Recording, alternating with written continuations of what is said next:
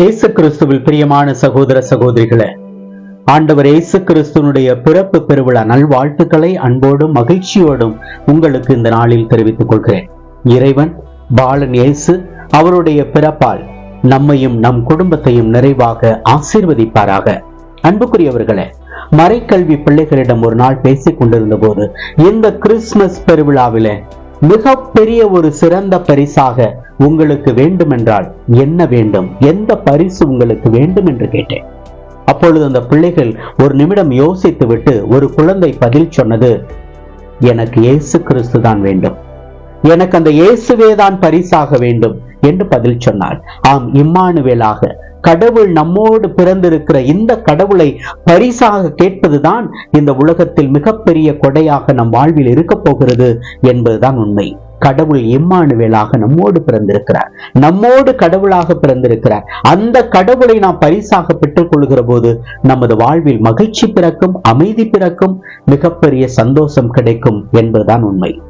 இந்த உலகத்திற்கு நீங்கள் எந்த பரிசை கொடுக்க போகிறீர்கள் என்று நான் கேட்டேன். இந்த உலகத்திற்கு ஒரு பரிசு கொடுக்க வேண்டும் என்றால் என்ன பரிசை இந்த உலகத்திற்கு நீங்கள் கொடுப்பீர்கள் என்று குழந்தைகளிடம் கேட்ட பொழுது அந்த குழந்தைகள் ஒரு நிமிடம் அவர்கள் யோசித்து விட்டு பதில் சொன்னார்கள், இந்த உலகத்திற்கு தேவை ஒரு மிகப்பெரிய பரிசு என்றால் அது பீஸ், அமைதி என்று சொன்னார்கள். உலகத்திற்கு தேவை அமைதி. அந்த அமைதியை கொண்டு வருவதற்காகத்தான் கடவுள் இந்த உலகிற்கு வந்தார். கடவுள் இந்த உலகிற்கு வந்ததே அமைதியை கொடுப்பதற்காக. உலகம் கொடுக்க முடியாத ஒரு அமைதியை நான் உங்களுக்கு தருவேன் என்று சொல்லி இருக்கிறார். அந்த அமைதியை இந்த வாக்குறுதியாக ஆண்டவர் கொடுக்கிறார். அந்த அமைதியை கடவுள் நமக்கு கொடுக்க வந்திருக்கிறார் என்றால் அந்த அமைதியை பெற்றுக்கொண்ட பிள்ளைகளாக இன்று நாம் வாழ முடியுமா? என்ன வாக்குறுதியை இந்த கிறிஸ்து பிறப்பு பெருவிழாவிலே என்ன வாக்குறுதியை நாம் ஏற்க போகிறோம்? என்ன வாக்குறுதி? ஆண்டவரே, இந்த அமைதியை நான் இந்த உலகில் நான் கொண்டு வருவேன், உமது பிரதிபலனாக உம்மை மையப்படுத்தி நீர் எந்த அமைதியை இந்த உலகிற்கு கொண்டு வர விரும்பினீரோ அதே அமைதியை இந்த உலகத்தில் நானும் கொண்டு வருவேன் உமது நாமத்தினால் என்று எப்பொழுது முடிவெடுக்கிறோமோ அப்பொழுது கிறிஸ்து பிறப்பு மிகப்பெரிய மகிழ்ச்சியையும் ஆறுதலையும் நமக்கு கண்டிப்பாக கொடுக்கும் என்பதில் எந்த மாற்றம் இல்லை. இம்மானுவேலாக கடவுள் நம்மோடு பிறந்திருக்கிற அந்த கடவுள் நம் வாழ்வில் எத்தகைய அமைதியை கொண்டு வர விரும்புகிறார்? நம்மீது கொண்ட அன்பினால் கடவுள் மனிதராக பிறந்தார், நம்மோடு கடவுளாக பிறந்தார். நம் மீது கொண்ட அன்பு என்பது அது அளப்பெரியது. கடவுள் தன்னை வலிந்து பற்றி கொண்டிருக்கவில்லை, கடவுள் என்ற நிலையில் வலிந்து பற்றி கொண்டிருக்கவில்லை. மாறாக மனிதராக இந்த உலகத்தில் பிறந்த ஒரு மிகப்பெரிய மகிமையை கொண்டாடுகிற விழாதான் இந்த கிறிஸ்துமஸ் பெருவிழா. அன்புக்குரிய சகோதர சகோதரிகளே, அந்த அன்பை எப்பொழுது பிரதிபலிக்கிறோமோ, கடவுள் அன்பாக இந்த உலகிற்கு வந்தார் என்றால் அந்த அன்பை எப்பொழுது பிரதிபலிக்கிறோமோ அது கண்டிப்பாக ஒரு மிகப்பெரிய அமைதியாக மாறும். அது நமது குடும்பத்தில், நமது சமூகத்தில். ஆண்டவரே, இந்த நாளில் அந்த அமைதியை நான் பிரகடனப்படுத்துவேன், அமைதியை கொண்டு வருவேன். எனது அன்பால், எனது இரக்கத்தால், எனது மகிழ்ச்சியான வாழ்க்கையால், எனது உத்வேகம் நிறைந்த உமது அருளால் நான் அந்த அமைதியை என் குடும்பத்தில், என் சமூகத்தில், இந்த உலகத்தில் நான் ஏற்படுத்துவேன் என்று எப்பொழுது ஆண்டவருக்கு முன்னால், இந்த பாலன் இயேசுவுக்கு முன்னால் நாம் ஒரு சில வாக்குறுதிகளை கொடுக்கின்றோமோ அப்பொழுது கடவுள் நம் வழியாக இந்த உலகில் பிறந்திருக்கிறார். அதான் கடவுள் நம்மோடு. கடவுள் நம்மோடு என்ற உணர்வு என்பது நான் அந்த கடவுளை பிரதிபலிக்கின்ற ஒரு உணர்வு, இயேசு கிறிஸ்துவை பிரதிபலிக்கின்ற ஒரு உணர்வு. கடவுளை எப்பொழுது நான் பிரதிபலிக்க ஆரம்பிக்கின்றேனோ அப்பொழுது கடவுள் நம்மோடு பிறந்திருக்கிறார் என்பதுதான் உண்மை. அன்புக்குரிய சகோதர சகோதரிகளே, இந்த உலகம் அமைதியற்று இருக்கிறது, இருள் நிறைந்திருக்கிறது, வன்முறை நிறைந்திருக்கிறது. இந்த உலகிற்கு கடவுள் என்ன சொல்ல விரும்புகிறார்? கடவுள் நம்மோடு பிறந்திருக்கிறார். கடவுள் நம்மோடு பிறந்த அந்த தேவன் இன்று நமக்கு கொடுக்கிற வாக்குறுதியும் அதுதான். யோவான் நற்செய்தி அதிகாரம் 14 இறை வார்த்தை 27 சொல்கிறார், அமைதியை நான் உங்களுக்கு விட்டு சொல்கிறேன், என் அமைதியையே நான் உங்களுக்கு தருகிறேன் என்று சொல்கிறார். இந்த உலகம் தர முடியாத அமைதியை நான் உங்களுக்கு தருகிறேன். நீங்கள் உள்ளம் கலங்க வேண்டாம், நீங்கள் உள்ளம் மருள வேண்டாம் என்று சொல்கிறார். உலகம் அமைதியற்று இருக்கலாம், ஆனால் கடவுள் நம்மோடு என்று இருக்கிற போது அவர் ஒளியை கொடுக்க வந்திருக்கிறார். அருள் நிறைந்த தந்தையாக அந்த உலகிற்கு வந்திருக்கிறார். வன்முறை நிறைந்த அந்த உலகத்தில் மகிழ்ச்சியை கொடுக்க வந்திருக்கிறார் என்று கடவுள் நம்மோடு என்று எப்பொழுது நாம் விசுவசிக்கிறோமோ அந்த கடவுள் அந்த அமைதியை, அந்த மகிழ்ச்சியை நம் உலகிற்கு ஒளியாக கொண்டு வருவார் என்று நம்புங்கள். வாழ்வு பெறுவோம். அன்னை மரியாளும் சூசையப்பரும் ஒரு சாதாரண குடும்பம் தான். அவர்கள் ஒரு சாதாரண குடும்பமாக இருந்தவர்கள். ஆண்டவர் இயேசு எப்பொழுது பிறந்தாரோ அது திருக்குடும்பமாக மாறியது. திருக்குடும்பம் என்பது ஆண்டவர் இயேசுனுடைய பிறப்பால் வந்தது. இயேசு கிறிஸ்துவில் பிரியமானவர்களே, நமது வாழ்விலும் கூட ஆண்டவர் இயேசு பிறந்திருப்பது என்பது ஒன்றுபடுத்த, ஒற்றுமைப்படுத்த, சமத்துவத்தை ஏற்படுத்த, சகோதரத்துவத்தை கொண்டு வர ஆண்டவர் இயேசு இந்த உலகில் பிறந்திருக்கிறார். ஆண்டவர் இயேசு தந்தை, மகன், தூய ஆவி என்று அந்த குடும்பத்தையும் இறை குடும்பத்தையும் ஒன்றுபடுத்தினார்.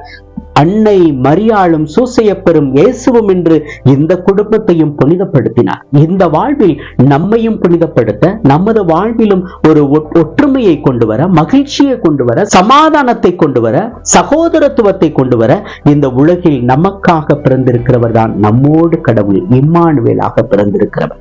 அந்த கடவுள் நம் வாழ்வில் மிகப்பெரிய மகிழ்ச்சியை கொடுக்கிறார். யோவான் நற்செய்தி அதிகாரம் 17 இறை வார்த்தை 21 சொல்வது போல, தந்தையே எல்லோரும் ஒன்றாயிருப்பார்களாக, தந்தையே நீர் என்னுள்ளும் நான் உன்னுள்ளும் இருப்பது போல இவர்களும் ஒன்றாயிருப்பார்களாக, அதனால் நீரே என்னை அனுப்பினீர் என்று இந்த உலகம் நம்பும் என்று சொல்கிறார். அப்ப இந்த உலகத்திற்கு ஆண்டவர் தந்தையாம் கடவுள் மகனை அனுப்பியிருக்கிறார் என்றால் ஒன்றுபடுத்துவதற்காக, எல்லோரும் ஒன்றாயிருப்பதற்காக. அப்ப பாலன் இயேசு இந்த உலகத்தில் பிறந்திருக்கிறார் என்றால் இந்த உலகம் சமாதானத்தை கண்டுகொள்வதற்காக, ஒற்றுமையை கண்டுகொள்வதற்காக, ஒன்றுபடுவதற்காக, ஒன்றுபட்ட சமூகமாக வாழ முயற்சிப்போம்.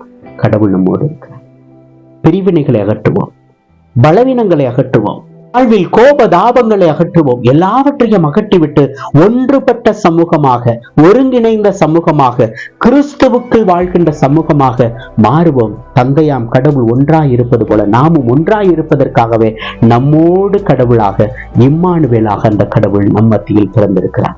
அன்புக்குரியவர்களே, இந்த உலகத்தில் பல்வேறு சுமைகளை நாம் சுமந்து கொண்டிருக்கிறோம். அது பாவமாக இருக்கலாம், பலவீனமாக இருக்கலாம், தோல்வியாக இருக்கலாம், பயமாக இருக்கலாம், நம் வாழ்வை வருத்துகின்ற எத்தனையோ காரியங்களாக இருக்கலாம். இவை எல்லாவற்றிற்கும் பதில் கொடுக்கின்ற கடவுள் தான் நம்மோடு கடவுளாக நம் மத்தியில் இருக்கிறார். இவர் மனமுருக்கம் நிறைந்த கடவுள், நமக்கு விடுதலை தருகின்ற கடவுள்.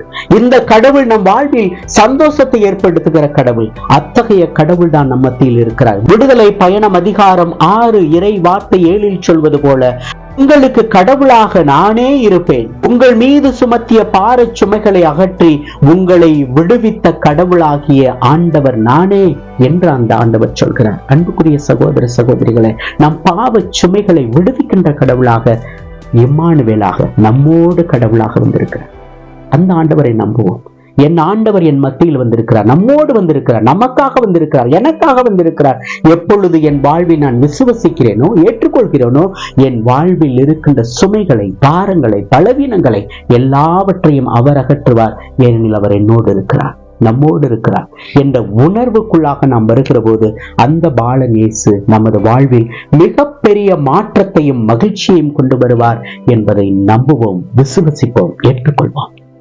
பாந்தவர்களே, நோய்கள் நிறைந்த உலகம், வாதைகள் நிறைந்த உலகம், பிணிகள் நிறைந்த உலகம், வேதனை அத்துணையும் நம் வாழ்வில் ஒரு வாதையாக வந்து கொண்டிருக்கிற இந்த உலகம், இப்படிப்பட்ட ஒரு சூழ்நிலையில் தான் பாலன் இயேசு நம்மோடு பிறந்திருக்கிறார் என்று நம்ப வேண்டும். எப்பொழுது வாதைகளும் பிணிகளும் பிரச்சனைகளும் உடல் வியாதிகளும் நம்மை வருத்துகின்றதோ அந்த நேரத்தில் நம்மோடு கடவுள் பிறந்திருக்கிறார் என்ற உணர்வு நமக்கு இருக்கிற போது, என் ஆண்டவர் எனக்கு சுகம் கொடுப்பார், என் ஆண்டவர் எனக்கு பலன் கொடுப்பார், என் ஆண்டவர் எனக்கு விடுதலை கொடுப்பார் என்று என் வாழ்வில் எப்பொழுது நம்பிக்கை பிறக்கிறதோ அப்பொழுது மிகப்பெரிய சக்தியும் பிறக்கும் என்பதில் எந்த மாற்றம் இல்லை. திருப்பாடல்கள் அதிகாரம் 147 இறை வார்த்தை 3 இவ்வாறு சொல்கிறது, உடைந்த உள்ளத்தாரை அவர் குணப்படுத்துகிறார், அவர்களின் காயங்களை அவரே கட்டுகிறார். அன்புக்குரியவர்களே, பாலனாக பிறந்திருக்கிற ஆண்டவர் உடைந்த உள்ளத்தாரை அவர் குணப்படுத்துவதற்கும் நம் காயங்களை அவர் கட்டுவதற்குமாக வந்திருக்கிறார்.